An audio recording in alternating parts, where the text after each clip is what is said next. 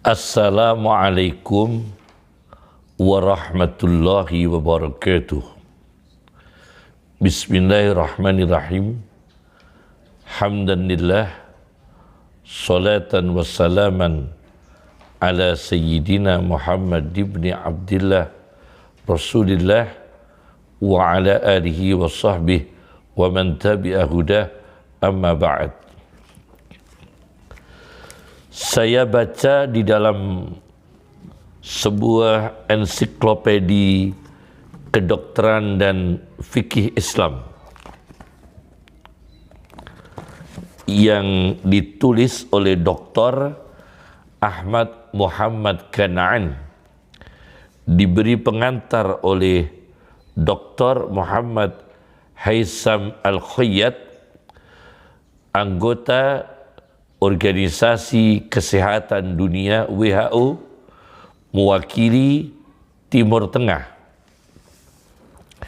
Di dalam kitab ini, di halaman 558, beliau mengungkapkan bahwa 80%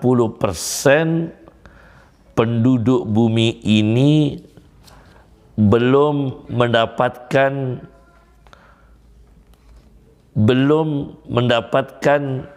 pemeliharaan kesehatan secara primer. Kemudian 66%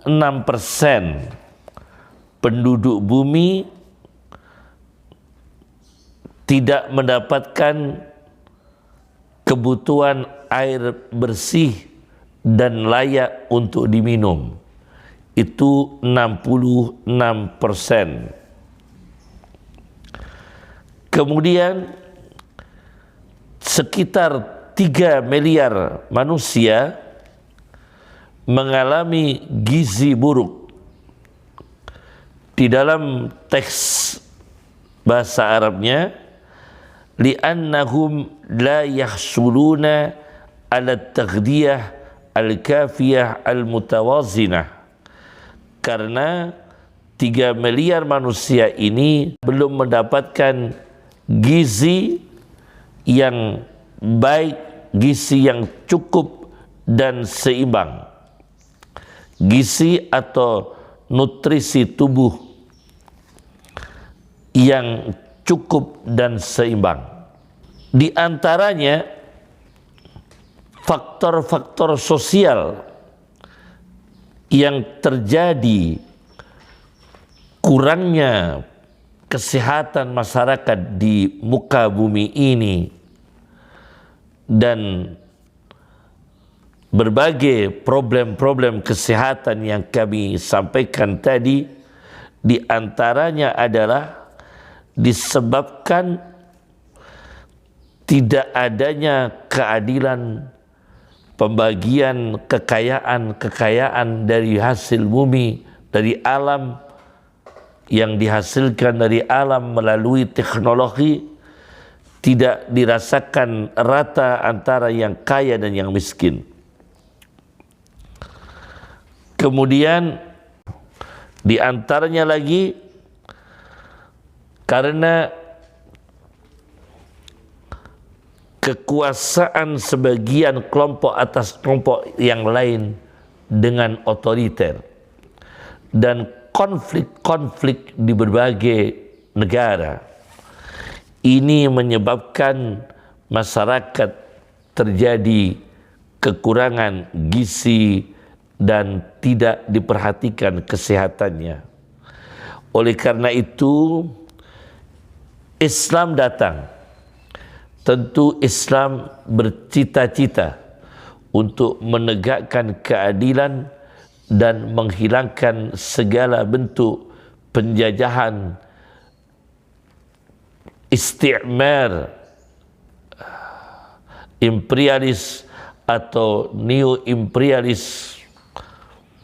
Kemudian Islam juga menjaga kesehatan manusia meskipun tidak terjadi konflik di negara itu, meskipun tidak terjadi kekuasaan yang otoriter di negara itu, secara individu Islam juga bercita-cita untuk membangun kesehatan manusia. Maka di dalam Islam, untuk membangun kesehatan itu ada istilah tawazun, keseimbangan. Tawazun ini berakar dari kata mizan yang artinya timbangan. Dalam Al-Quran disebut 9 kali dalam bentuk kata tunggal. Sedangkan kata mawazin dalam bentuk plural sebanyak 7 kali. Ada lagi kata yang melengkapinya adalah miqdar, artinya ukuran. Dalam Al-Quran 3 kali, miqdar. Kemudian qadar, qadar itu juga ukuran atau takdir 7 kali dalam Al-Quran. Nah, di antaranya Allah berfirman, wa wada'al mizan, dan Allah meletakkan timbangan. Ar-Rahman ayat 7. Wa kullu syai'in 'indahu bimiqdar, segala sesuatu di sisi Allah dengan ukuran. Maka manusia dalam menjaga kesehatan itu harus tawazun, seimbang dan sesuai dengan ukuran, dengan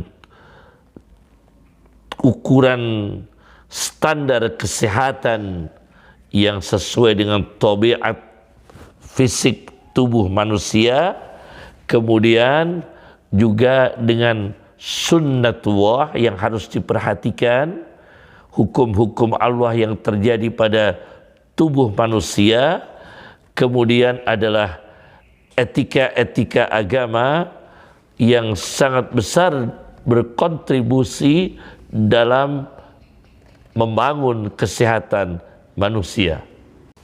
Di antaranya,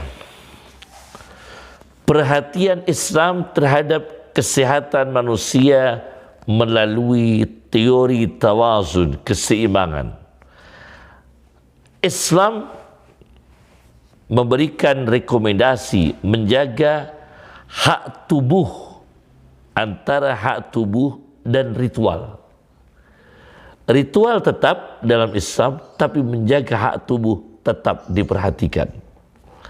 Ini saya baca di dalam sebuah literatur hadis Sahih Bukhari dengan nomor hadis yaitu di nomor hadis 1975,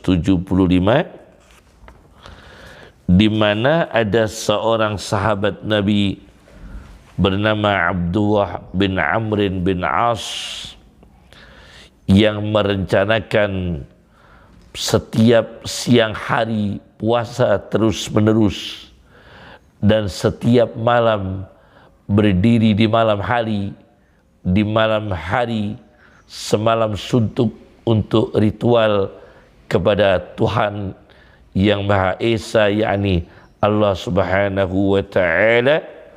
Bagaimana kata Rasulullah, jangan lakukan pemaksaan itu. Sum fa'aftir, di luar puasa Ramadan puasalah, dan kadang tidak puasa.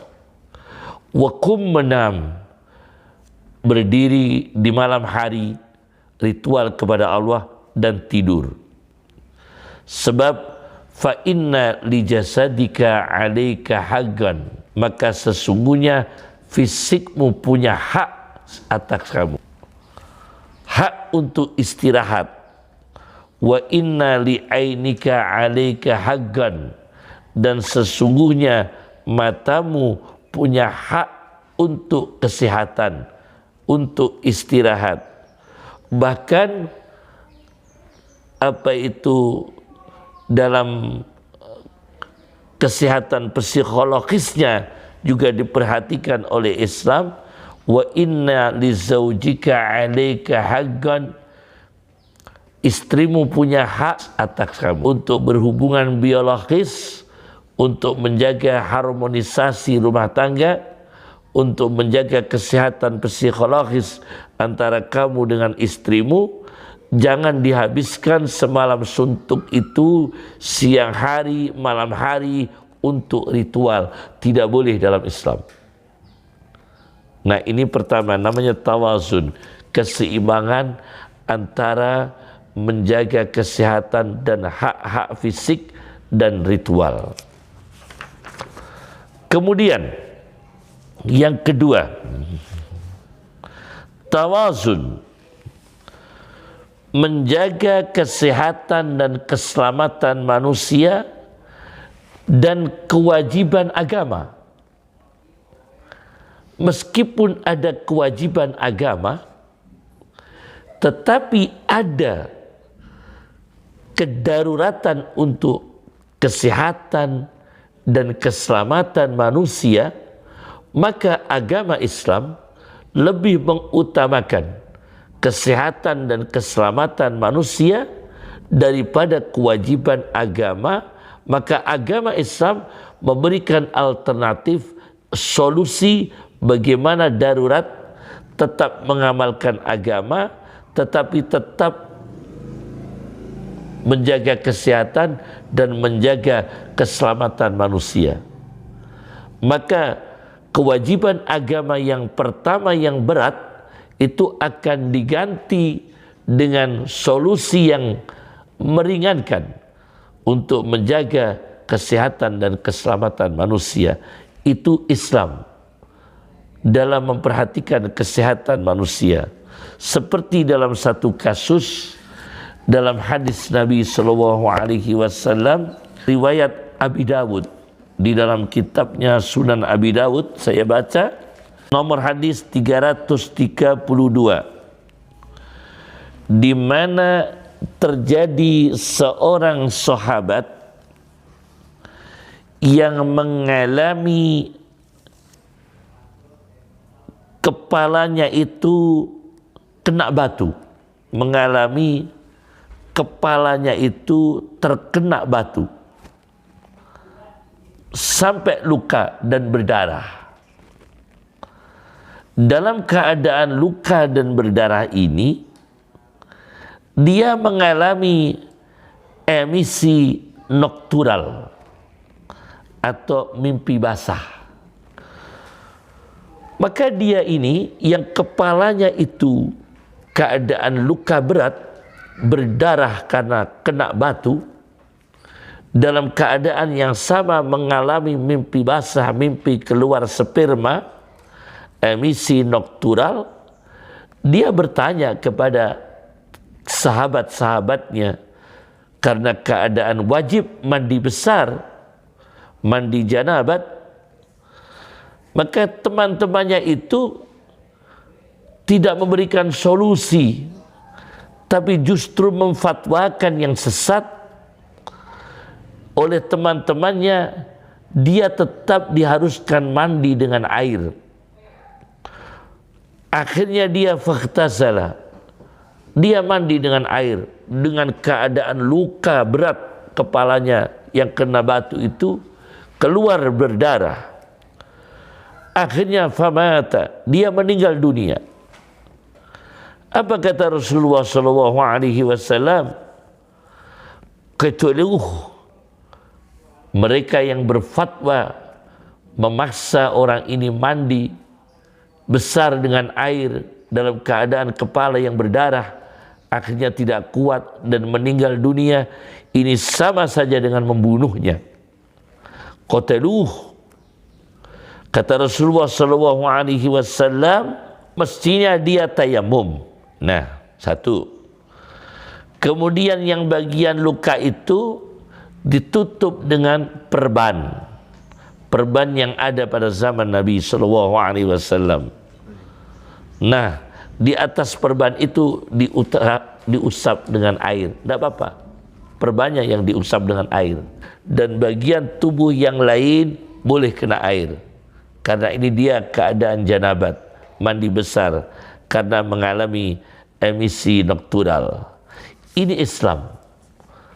Jadi Islam meskipun mandi janabat itu wajib, tapi dalam keadaan luka parah pada bagian tertentu yang tidak boleh kena air, maka Islam memberikan alternatif tayamum. Inilah menjaga kesehatan dan keselamatan manusia dan kewajiban agama. Yang ketiga ialah tawazun, keseimbangan antara idealisme, planning dalam kehidupan, dan ketenangan jiwa. Karena orang ini sakit, banyak sakit itu karena faktor stres. Faktor stres diantaranya adalah ambisi, kemudian materialisme. Maka ideologi yang sesat seperti komunisme dan sebagainya itu lebih memudahkan manusia, kapitalisme, untuk mengalami stres hidup. Nah, Islam menjaga keseimbangan antara idealisme, planning dalam kehidupan, dan ketenangan jiwa.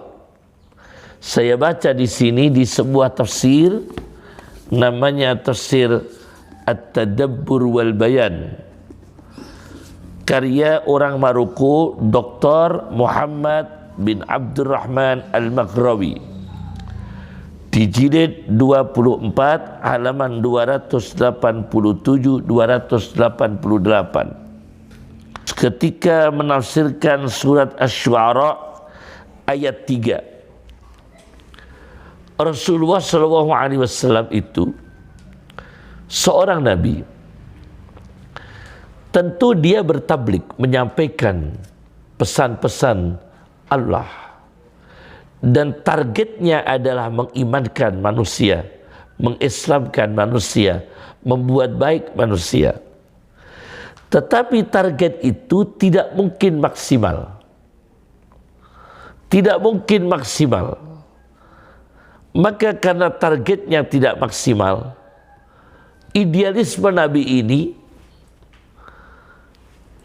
karena tidak maksimal, Nabi ini bersedih karena idealisme, ingin mengislamkan orang, ingin membuat baik orang, ingin membuat baik orang. Akhirnya Nabi ini sedih dan menjadi tekanan batin pada jiwa Nabi. Bagaimana Allah? La'allaka bakhi'un nafsaka alla yakunu mu'minin. Artinya kemungkinan bisa-bisa kamu merusak dirimu sendiri. La'allaka bakhi'un nafsaka alla yakunu mu'minin, karena mereka tidak beriman. Kata penafsirnya ini, Dr. Muhammad bin Abdurrahman Al-Maghrawi, maka jangan lakukan. Dan jiwamu jangan dikuasai, didominasi oleh perasaan penyesalan karena tidak bisa target dakwahnya itu tidak maksimal. Karena petunjuk itu di tangan Allah. Fa innal hidayata biyadillah. Kamu menyampaikan tugasmu, menyampaikan apa yang dipesankan Allah kepada umat manusia, itu sudah cukup. Fakana man syughilal bal, maka orang yang pikiran dan hati kecilnya itu selalu terganggu oleh idealisme, oleh target-target kehidupan, oleh planning kehidupan di luar jangkauan pikirannya, di luar jangkauan fisiknya, di luar jangkauan SDM-nya, ini membahayakan. Fi hayyizil khawfi ala nafsih, di dalam posisi yang mengkhawatirkan atas kesehatan dirinya sendiri, atas keselamatan dirinya sendiri. Ini penting sekali. Maka Islam membuat keseimbangan antara idealisme planning kehidupan dan ketenangan jiwa. Yang keempat, keseimbangan aktivitas motorik yang dibarengi dengan stres dan perlunya refreshing. Itu harus ada. Di Islam juga menyampaikan masalah ini. Keseimbangan aktivitas motorik, kemudian stres hidup, dan perlunya refreshing. Aktivitas motorik itu terjadi setiap manusia, apalagi orang yang sibuk. Kemudian stres bekerja, ilmuwan juga ada stresnya, riset juga membawa stres, filosof juga terjadi stres, peneliti juga terjadi stres, pengusaha juga terjadi stres. Aktivitas motorik dibutuhkan, tetapi refreshing juga dibutuhkan. Nah, ternyata ada dua hadis yang membawa keseimbangan. Pertama adalah doktrin Nabi Sallallahu Alaihi Wasallam di dalam hadis Sahih Bukhari, hadis nomor 1804, di mana Rasulullah Sallallahu Alaihi Wasallam mengatakan as-safaru qita'atun minal azab, bahwa bepergian itu sebagian dari azab. Orang terlalu banyak pergi itu tidak sehat. Pergi terus, setiap hari pergi terus. Jadi tiap hari dia pergi, naik kendaraan terus. As-safar qita'atun minal azab, kata Rasulullah, itu sebagian dari siksa. Karena apa? Yamna'u ahadakum ta'amah. Karena apa? Mencegah makanan, yakni makan menjadi terlambat. Wasyarabah, minum juga terganggu. Belum dilihat kualitas makanan dan minuman yang ada di jalan dibanding dengan yang di rumah. Yamna'u ahadakum ta'amah, karena bepergian maka makanan itu tidak teratur, makan tidak teratur. Wasyarabah, minum tidak teratur. Wa naumah, tidur tidak teratur. Fa idza qada nahmatahu, maka apabila selesai bepergian dan urusan itu selesai, fal yu'ajjil ila ahli, segeralah pulang ke rumah untuk refreshing di rumah, untuk istirahat pikiran di rumah, untuk istirahat motorik di rumah. Fa idza qada nahmatahu, maka apabila sudah terpenuhi, sudah menyelesaikan hajat-hajatnya dalam pepergian, falyu'ajjil ila ahli, maka dia hendaklah mengsegerakan pulang ke keluarganya untuk istirahat. Ini satu hadis bahwa pepergian itu membawa siksa. Banyak orang sering bepergian tidak sehat. Itu juga harus dibahas karena Islam mengungkapkan pepergian itu sebagian dari azab. Nah, bagaimana ilmuwan itu untuk mengatur pepergian tapi sehat? Tetapi ada hadis lain diriwayatkan oleh Ibnu Bashkwal dalam karyanya Al-Fawaidul Muntakhabah wal Hikayatul Mustaghrabah nomor 909. Rasulullah sallallahu alaihi wasallam bersabda, safiru tasihhu wa taghnamu, berpergianlah agar kalian sehat dan mendapatkan keuntungan. Jadi Nabi mengakui bahwa ada pepergian yang membawa sehat dan membawa keberuntungan. Orang sehat, pepergian sehat, tidak stres di rumah, aktivitas. dan membawa keberuntungan, baik keberuntungan secara finansial, rezeki, kemudian ilmu pengetahuan, yang jelas keberuntungan duniawi dan sebagainya. Dan tentunya ada orang yang bepergian itu justru sehat, tapi satu hadis bepergian itu membawa siksa. Nah, ini harus ada keseimbangan. Bagaimana bepergian yang sehat, bagaimana bepergian yang membawa azab. Nah, di antaranya Islam memberikan isyarat kriteria bepergian yang membawa azab adalah makanan yang tidak bagus, tidak teratur, tidak sehat, minuman tidak teratur, tidak sehat, tidurnya tidak teratur, tidak sehat. Itu 3 poin. Dan setelah itu dia tidak segera pulang ke rumah untuk rileks. Yang kelima, keseimbangan menjaga dari keseimbangan kesehatan dengan menjaga dari konsumsi makanan tanpa takaran kesehatan. Islam menganjurkan kulu washrabu wala tusrifu. Makan, minum, jangan berlebihan. Al-Quran, doktrin Al-Quran, kulu washrabu wala tusrifu. Makanlah kamu sekalian dan minumlah kamu sekalian dan tidak berlebihan. Jangan lakukan israf, over dalam makan dan minum. Jangan dilakukan. Nah, ternyata ada satu kejadian pada zaman Nabi SAW, karena ini temanya adalah menjaga kesehatan dalam pandangan Islam, maka kami memang pakai literatur Islam semua. Dalam kitab Faidul Qadir,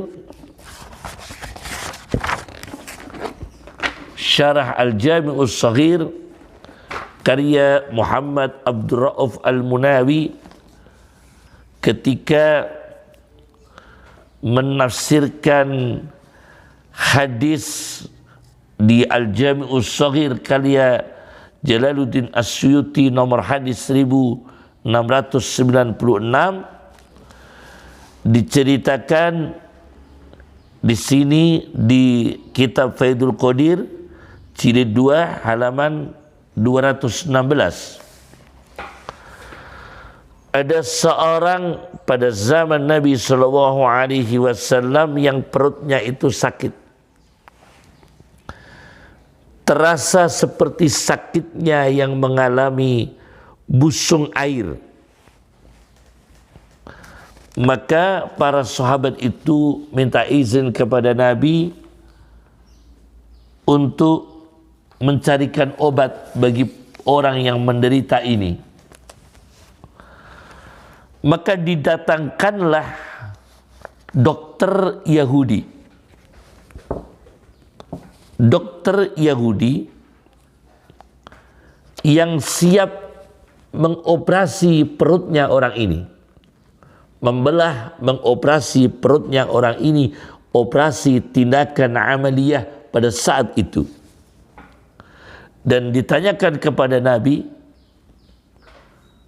akhirnya pada akhirnya singkat cerita, Nabi mengizinkan untuk mendatangkan dokter Yahudi untuk mengoperasi perutnya orang ini. Maka akhirnya perutnya orang ini dibedah oleh dokter Yahudi. Ternyata di dalam perutnya itu ada anak burung utuh, farhon adiman, anak burung utuh ditelan oleh orang ini, maka perutnya sakit. Ini makan dengan tidak sehat, takaran yang tidak sehat. Anak burung utuh, kita bayangkan nih, besarnya mulutnya bagaimana ini? Mulutnya sangat besar ini. Karena anak burung itu utuh dimakan oleh orang ini, akhirnya perutnya sakit.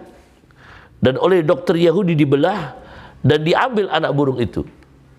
Anak burung itu diambil, kemudian selesai operasi dijahit lagi oleh dokter Yahudi dan akhirnya sembuh. Nah, ini terjadi pada zaman Rasulullah Shallallahu Alaihi Wasallam. Maka Rasulullah akhirnya mengatakan, Innalladzi khalaqad da' ja'ala lahu dawa. Sesungguhnya Allah yang menciptakan penyakit juga menciptakan obatnya untuk penyakit itu.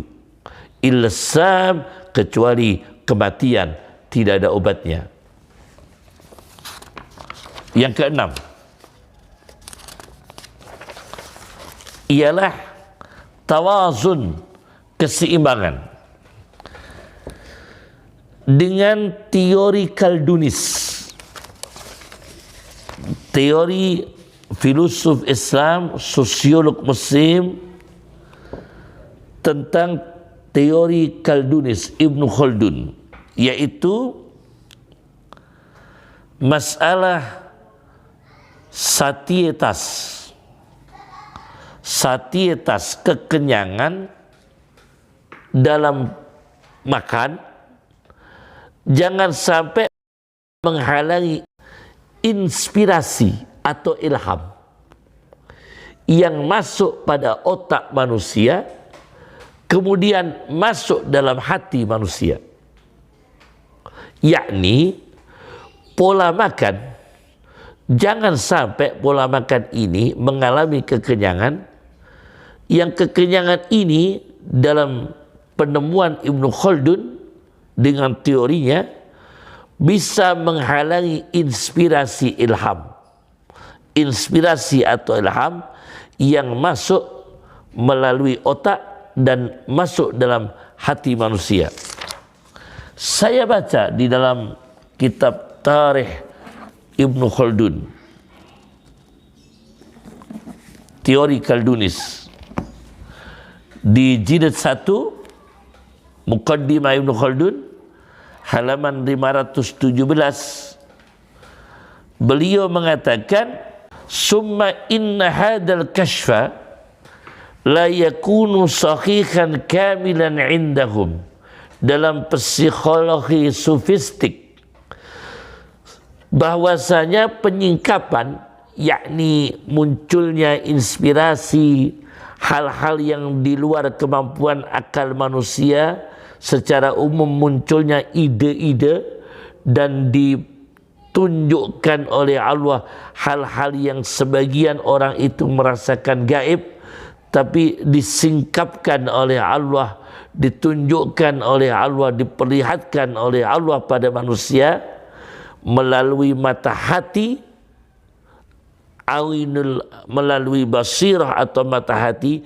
Ini tidak bisa sempurna penyingkapan itu, inspirasi itu, kecuali melalui istiqamah. Illa idza kana nasyi'an anil istiqamah, yaitu kestabilan antara ruhani, kestabilan fikir, kestabilan hati, kestabilan jiwa.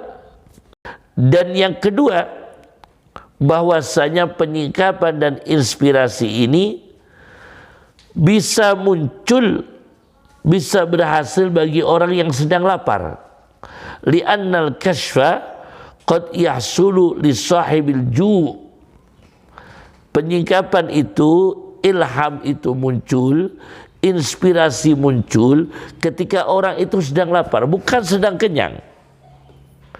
Bahkan wal khalwah, sedang sendirian, karena berpikir itu konsentrasi, memunculkan ide, tidak di depan keramaian.